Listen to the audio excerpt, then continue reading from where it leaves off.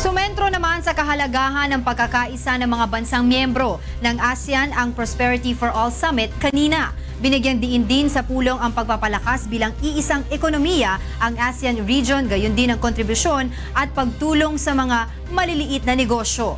Ito ang balita ni Nel Maribuhok.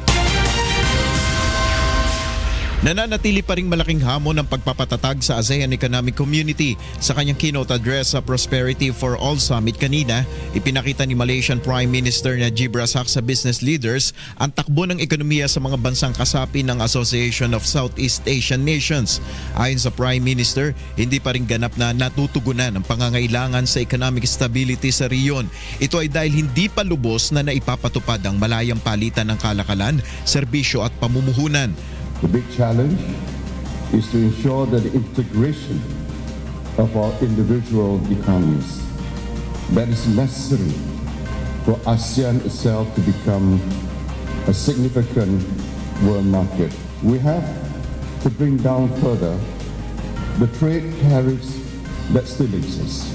Kung magtatagumpay anya ang ASEAN integration, maaaring maging trillion-dollar economy ang riyon sa susunod na 2 dekada. Naniniwala rin si Razak na mahalagang maging economically stronger ang ASEAN region upang malabanan ang banta ng populism at extremism. Ibig sabihin, kung maipapamahagi ang economic growth, mababawasan ang mga taong mahihirap na maaaring mapagsamantalahan ng mga elitista at maabuso ng mga terorista.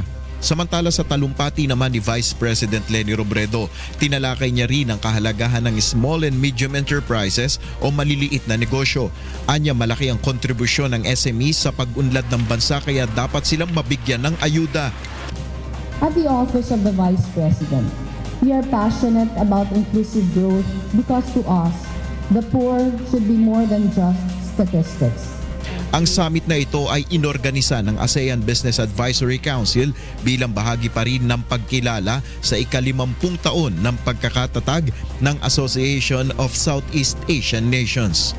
Nel Maribuhok, UNTV News and Rescue, Pasay City.